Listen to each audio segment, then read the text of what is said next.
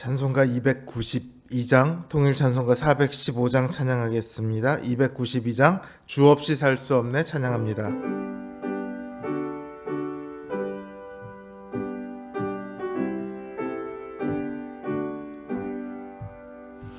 주 없이 살 수 없네 죄인의 구주여, 그 귀한 보배 피로 날 구속하소서. 구주의 사랑으로 흘리신 보혈이 내 소망 나의 위로 내 영광 됩니다. 주 없이 살 수 없네 나 혼자 못 서리. 힘없고 부족하며 지혜도 없도다. 내 주는 나의 생명 또 나의 힘이라. 주님을 의지하여 지혜를 얻으리. 주 없이 살 수 없네 내 주는 아신다. 내 영의 깊은 간구 마음의 소원을 주밖에 나의 마음 네 알아주리요. 내 마음 위로하사 평온케 하시네. 주 없이 살 수 없네 세월이 흐르고 이 깊은 고독 속에 내 생명 끝나도 사나운 풍랑일 때 날 지켜주시니 내 곁에 계신 주니 늘 힘이 되시네. 아멘.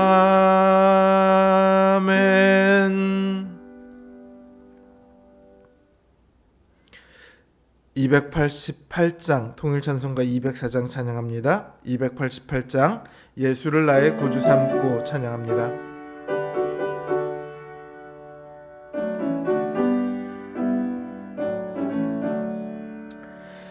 예수를 나의 구주 삼고 성령과 피로써 거듭나니 이 세상에서 내 영혼이 하늘의 영광 누리도다. 이것이 나의 간증이요 이것이 나의 찬송일세. 나 사는 동안 끊임없이 구주를 찬송하리로다. 온전히 주께 맡긴 내 영 사랑의 음성을 듣는 중에 전사들 왕래하는 것과 하늘의 영광 보리로다. 이것이 나의 간증이요 이것이 나의 찬송일세. 나 사는 동안 끊임없이 구주를 찬송하리로다. 주 안에 기쁨 누림으로 마음의 풍랑이 잔잔하니 세상과 나는 간 곳 없고 구속한 주만 보이도다. 그것이 나의 간증이요 이것이 나의 찬송일세. 나 사는 동안 끊임없이 구주를 찬송하리로다.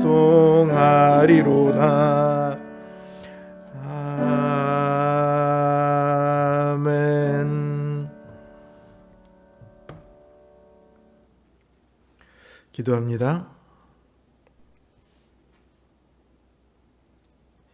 이 땅을 살아가며 주님의 이름을 늘 우리가 부르게 되는 것은 우리의 뜻과 우리의 힘으로 살아갈 수 없음을 깨닫기 때문입니다. 우리가 무엇인가를 할 수 있을 것 같고 우리의 힘으로 살아갈 수 있을 것 같지만 우리의 지나간 삶을 돌이켜 보아도 말씀을 들추어 보아도 주님의 은혜와 도우심이 없이는 우리는 결코 살아갈 수 없습니다. 그리하여 우리가 주님 앞에 나아올 때에 주님을 향한 믿음을 가지고 주님을 향한 간구를 가지고 나아옵니다. 주님, 이 세상 속에서 믿음을 지키며 살아가느라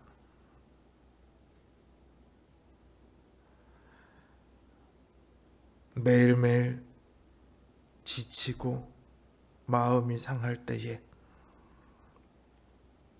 주님, 우리의 믿음을 붙들어 주시옵소서. 우리에게 닥쳐오는 여러 가지 어려움과 환난들을 오지 못할 것으로 여기는 것이 아니라 더욱 하나님께 나아가는 우리의 기회로 알고 하나님 기쁘게 그 어려움 가운데 하나님을 찾게 하여 주시옵소서. 오직 믿음만이 우리의 유일한 구원인 줄을 우리가 압니다. 주님, 이 시간 믿음으로 주님 앞에 나아온 주의 종들의 간구를 들어주시옵시고 주님의 그 크신 뜻을 알게 하여 주시옵소서. 예수님의 이름으로 기도드립니다. 아멘. 하나님 주신 말씀은 열왕기하 4장 8절에서 17절 말씀입니다. 열왕기하 4장 8절에서 17절 말씀입니다.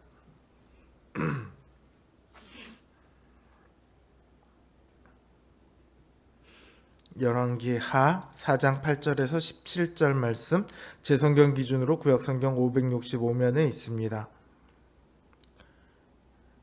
열왕기하 4장 8절에서 17절 말씀 제가 받들어 읽겠습니다. 하루는 엘리사가 수넴에 이르렀더니 거기에 한 귀한 여인이 그를 간권하여 음식을 먹게 하였으므로 엘리사가 그곳을 지날 때마다 음식을 먹으러 그리로 들어갔더라. 여인이 그의 남편에게 이르되 항상 우리를 지나가는 이 사람은 하나님의 거룩한 사람인 줄을 내가 아노니 청하건대 우리가 그를 위하여 작은 방을 담 위에 만들고 침상과 책상과 의자와 촛대를 두사이다. 그가 우리에게 이르면 거기에 머물리이다 하였더라. 하루는 엘리사가 거기에 이르러 그 방에 들어가 누웠더니 자기 사환 게하시에게 이르되 이 수넴 여인을 불러오라 하니 곧 여인을 부르매 여인이 그 앞에 선지라. 엘리사가 자기 사환에게 이르되 너는 그에게 이르라. 내가 이같이 우리를 위하여 세심한 배려를 하는도다. 내가 너를 위하여 무엇을 하랴? 왕에게나 사령관에게 무슨 구할 것이 있느냐 하니 여인이 이르되 나는 내 백성 중에 거주하나이다 하니라. 엘리사가 이르되 그러면 그를 위하여 무엇을 하여야 할까 하니 게하시가 대답하되 참으로 이 여인은 아들이 없고 그 남편은 늙었나이다 하니 이르되 다시 부르라 하여 부르매 여인이 문에 서니라.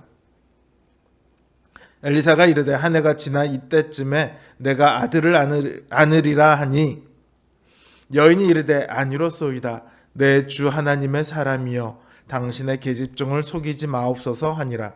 여인이 과연 잉태하여 한 해가 지나 이때쯤에 엘리사가 여인의 말한 대로 아들을 낳았더라. 아멘.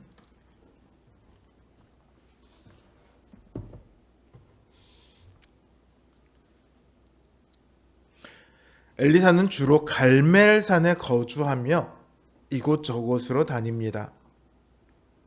오늘 엘리사가 도착한 이 수넴이라는 곳은요, 그 갈멜산에서 내려와서 이스라엘 평야를 거쳐가는 길목에 있는 도시입니다.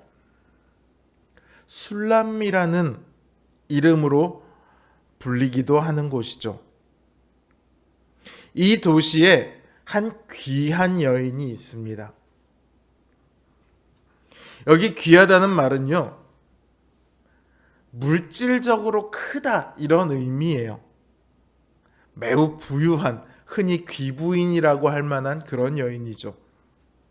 이 여인이 엘리사에게 간구하며 권해서 음식을 먹게 합니다.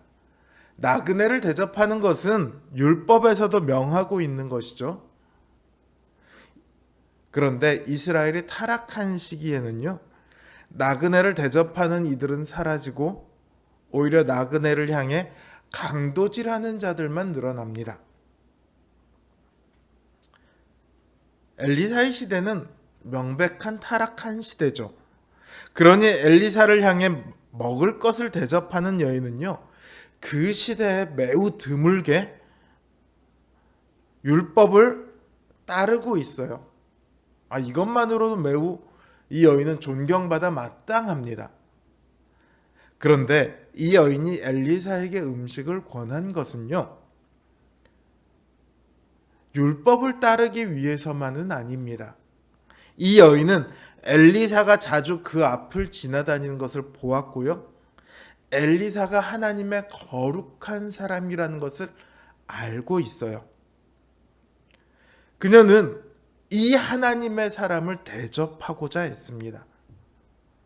바로 이 앞단락에서 보면 하나님의 사람이라고 할 수 있는 선지자의 과부된 아내와 그 자식이 종으로 팔릴 지경에 처하거든요. 이게 이 시대가 하나님의 사람을 대하는 일반적인 모습입니다. 사람들이 하나님의 사람과 그 가정을 대접했다면 그 여인이 빚을 지지 않았겠죠. 그 자녀들이 빚을 진 이유로 종에게 팔려가지 않았겠죠.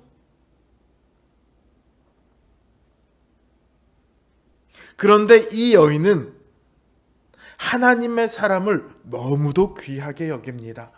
아예 엘리사를 위해 방을 만들고 침상과 책상과 의자와 촛대를 두어서 언제든지 엘리사가 지나는 길에 들러서 쉴 수 있도록 했습니다.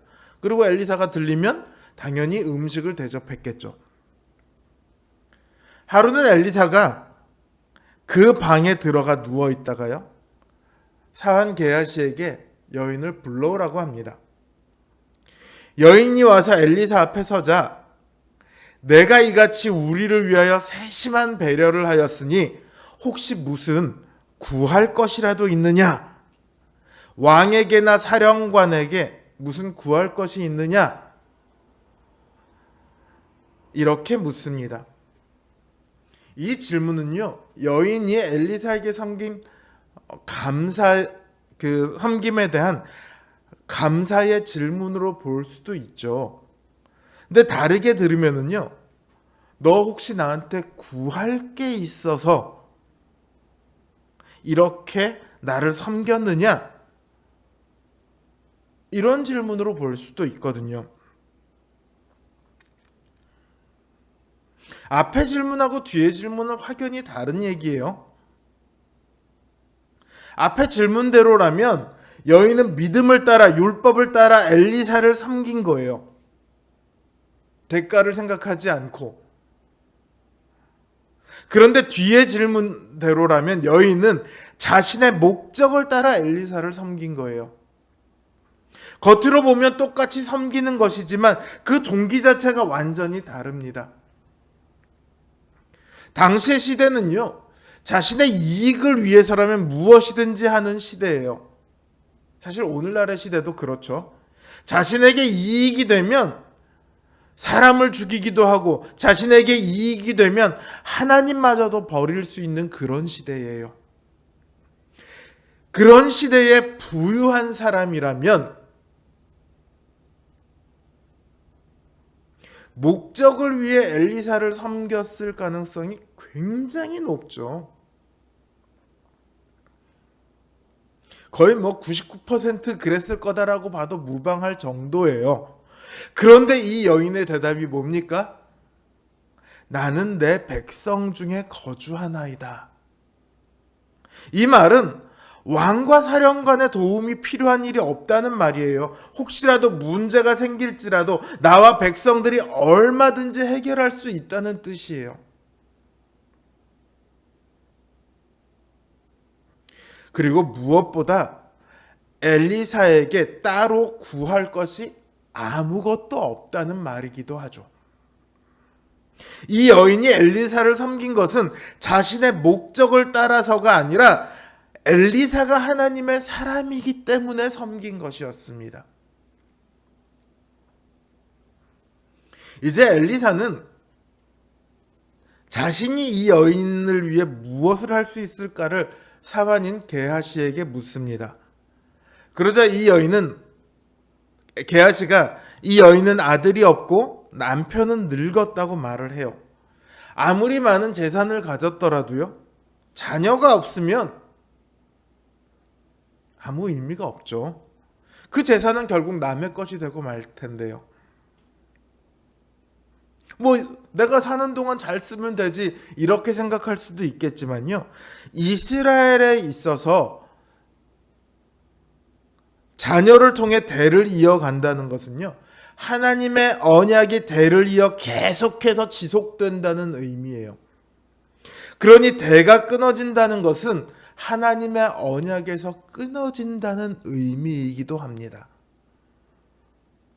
다른 말로 하면 저주받은 사람이다 이렇게 말할 수도 있는 거예요.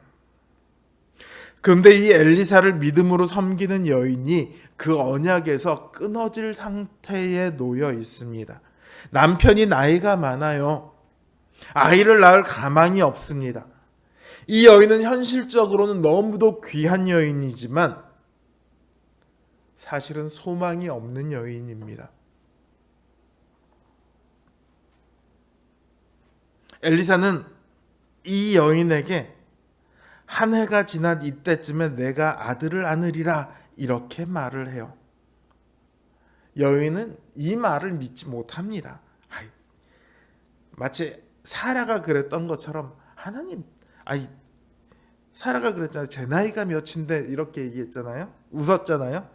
이 여인도 똑같이 말하는 거예요. 저를 속이지 마십시오. 굳이 그렇게 말씀 안 하셔도 됩니다. 그런데 과연 그 말대로 이 여인은 잉태를 하고 한 해가 지났을 때 엘리사가 말한 것처럼 아들을 낳습니다. 이 여인은 더 이상 저주받은 사람이 아니죠. 다시금 소망이 생겼습니다.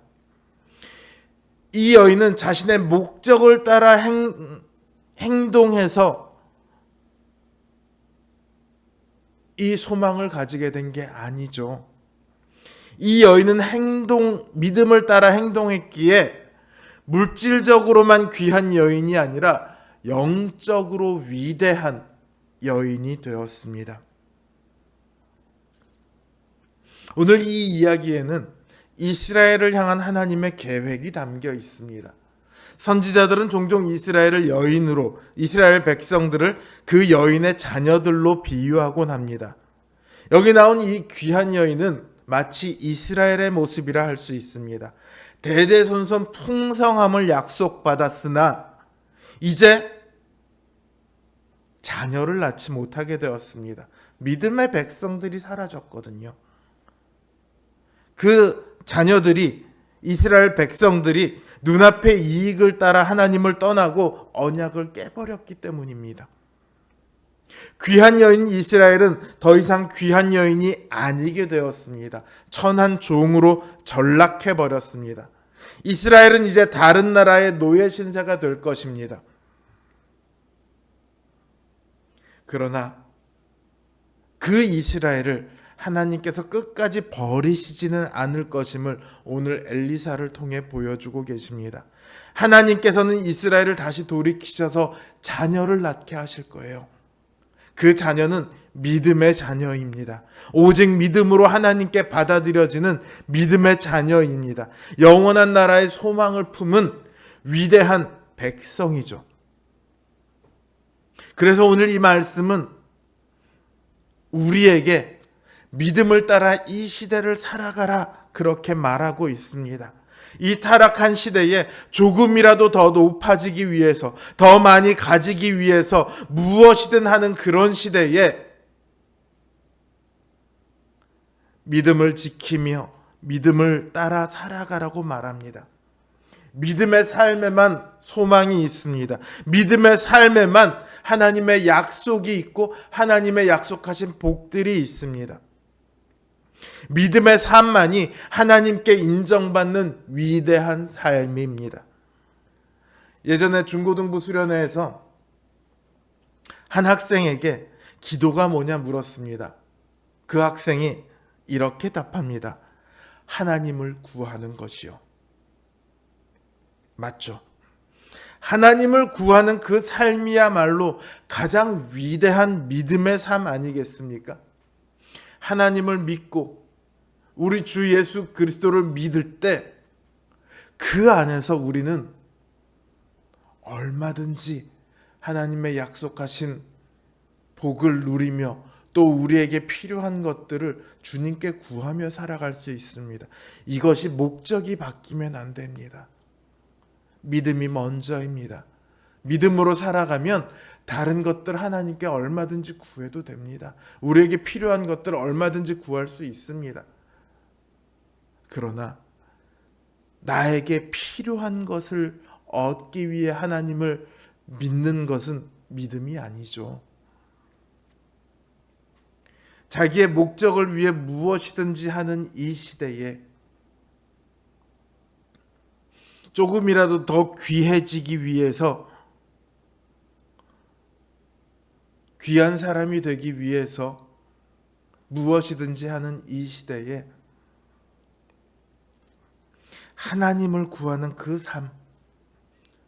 삶이 가장 우리를 위대하게 만드는 믿음의 삶입니다. 늘 하나님을 구하는 위대한 믿음의 성도님들 되시기를 주님의 이름으로 기원합니다. 주신 말씀 생각하며 이제 기도하겠습니다.